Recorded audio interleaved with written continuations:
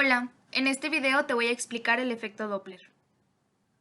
El efecto Doppler se presenta cuando existe un movimiento relativo entre una fuente de ondas, también llamado emisor, y un receptor, también llamado observador.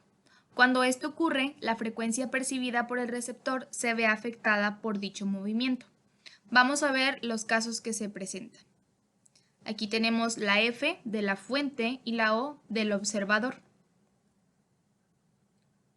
Cuando la fuente y el observador se acercan, aumenta la frecuencia que percibe el observador. Y el otro caso es cuando se alejan. Cuando la fuente y el observador se alejan, disminuye la frecuencia que está percibiendo el observador. El efecto Doppler se describe matemáticamente mediante la expresión que se muestra en pantalla, en donde f testada es la frecuencia aparente que escucha el observador y se mide en Hz. F es la frecuencia real del sonido, también se mide en Hz. Vs es la velocidad del sonido, que en realidad varía, pero vamos a utilizar un promedio de 340 metros sobre segundo. Vo es la velocidad del observador. Y Vf es la velocidad de la fuente de sonido.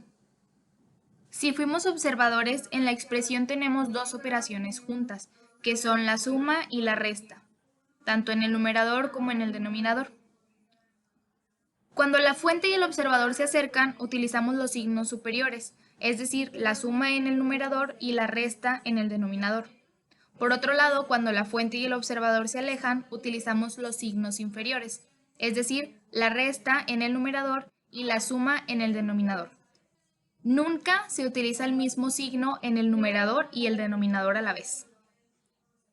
Es importante mencionar que el efecto Doppler se presenta siempre que haya movimiento, ya sea por la fuente, por el observador o por los dos. Si ninguno se mueve, entonces no hay efecto Doppler. Veamos un ejemplo.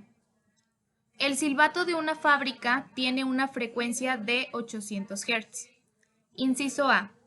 ¿Qué frecuencia aparente del sonido percibirá una persona que se acerca a la fábrica con una velocidad de 30 metros sobre segundo? Inciso B. ¿Qué frecuencia aparente del sonido percibirá una persona que se aleja de la fábrica con una velocidad de 30 metros sobre segundo? Aquí lo más importante es identificar quién es la fuente y quién es el observador, pues de esto depende nuestro análisis. En este caso, la fuente es el silbato de la fábrica, y sabemos que la fábrica no se puede mover, por lo que será una fuente inmóvil con velocidad de 0 metros sobre segundo. El observador en ambos casos es una persona que lleva una velocidad de 30 metros sobre segundo. Una vez sabiendo esto, podemos colocar nuestros datos. La velocidad del sonido ya la conocemos y la frecuencia también nos la están proporcionando, por lo que podemos pasar a realizar nuestro análisis. El inciso A nos pide la frecuencia aparente cuando se acercan, por lo tanto utilizamos esta fórmula. Tenemos todos nuestros datos, por lo que podemos pasar a sustituirlos y quedarían de esta manera como se muestra en pantalla.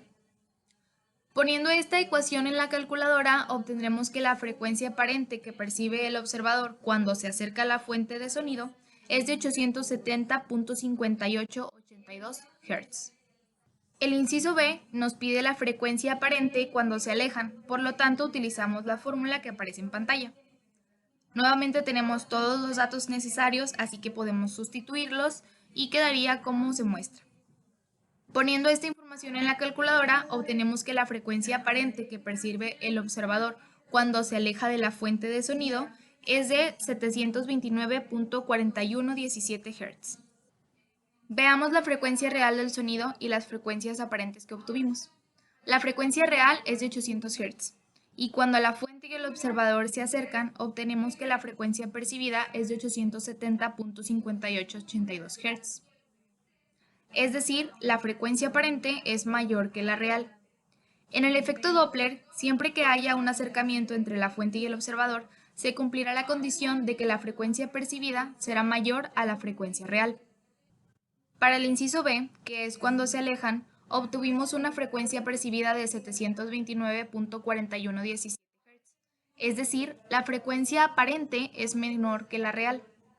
En el efecto Doppler, siempre que la fuente y el observador se alejen, se cumplirá la condición de que la frecuencia percibida será menor que la frecuencia real. Con estas condiciones podemos saber fácilmente si el resultado que obtuvimos es correcto. Recordemos que hay casos en los que la fuente se mueve y el observador está inmóvil. Por ejemplo, cuando estamos parados en una avenida y pasa el camión sonando el claxon. Hay otros casos en los que el observador es quien se mueve, como cuando una persona te está gritando y tú decides si acercarte para escuchar mejor o alejarte para simplemente no escuchar. Y hay un tercer caso en el que ambos se mueven. Por ejemplo, cuando tú vas en un coche que está en movimiento y escuchas la sirena de una ambulancia que va a atender una emergencia.